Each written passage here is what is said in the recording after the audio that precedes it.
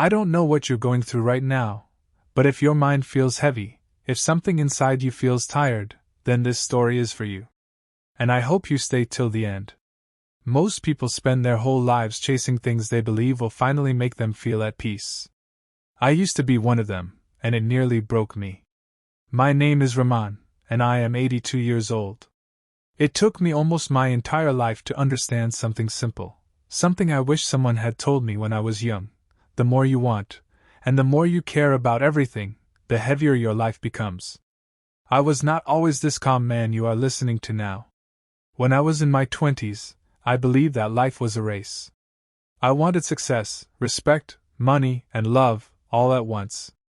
I worked long hours, took every opportunity, said yes to everything, and carried the weight of everyone's expectations on my shoulders. At that time, I thought stress was just the price you pay for a meaningful life. But stress is a quiet thief. It does not come all at once. It comes in small moments.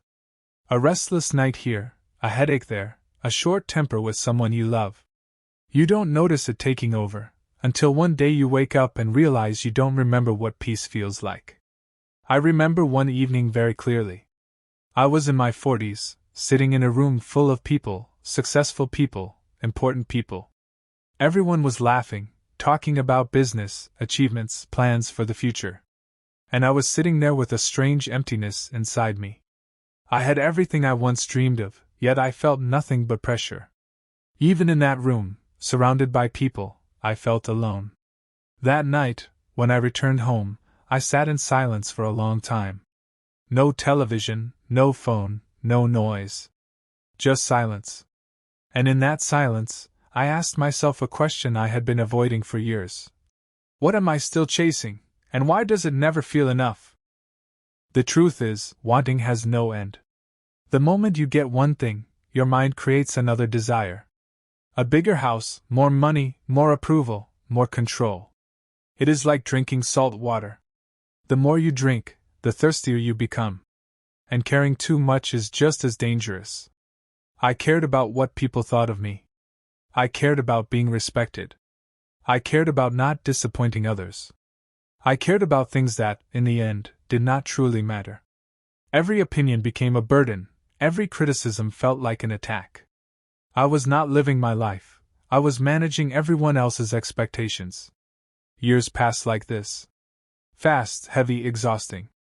Then life did what it always does. It slowed me down, not by choice, but by force. In my late 50s, I fell ill. It was nothing dramatic, but it was enough to stop me from working the way I used to. For the first time in decades, I had time.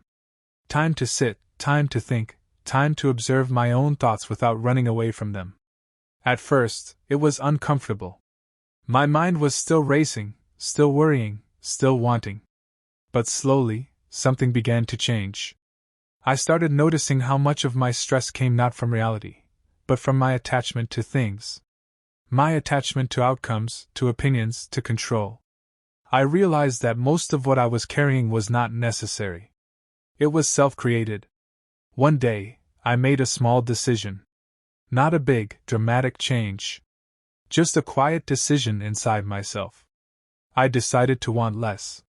Not to stop living, not to stop caring completely, but to loosen my grip. To stop demanding that life must go exactly the way I planned.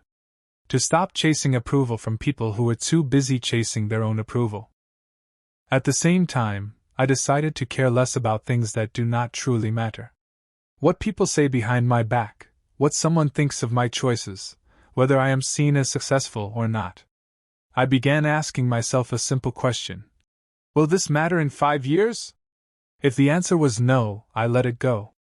And something unexpected happened. My mind became quieter.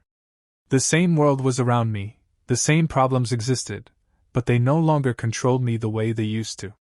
When you want less, you fear less. When you care less about unnecessary things, you suffer less. I began to enjoy simple moments again. Sitting in the morning sun. Drinking tea without thinking about the next task. Talking to someone without trying to impress them. These were things I had forgotten how to do. Peace did not come from gaining more. It came from needing less. I wish I could tell my younger self this. I would sit him down and say, "You are making life harder than it needs to be. Not everything deserves your energy.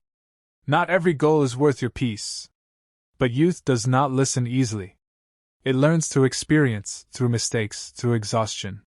That is why I am telling you. You do not have to wait until you are old and tired to understand this. You do not have to carry every burden. You do not have to want everything the world tells you to want. There is a quiet freedom in letting go. Not giving up on life, but releasing the unnecessary weight you were never meant to carry. Even now, at 82, I still have problems. Life does not become perfect. But inside me, there is space. Space where there used to be noise. Space where there used to be constant pressure. And that space is where peace lives. If you remember anything from my story, let it be this: your stress is not only coming from what is happening in your life, but from how tightly you are holding on to it. Loosen your grip. Want a little less. Care a little less about things that do not truly matter.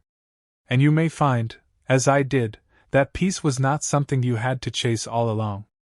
It was something waiting for you, the moment you decided to stop chasing everything else. And if this story spoke to you, tell me in the comments, what is one thing you're ready to let go of? Sometimes saying it out loud is the first step to freedom. Thanks for listening to your uncle.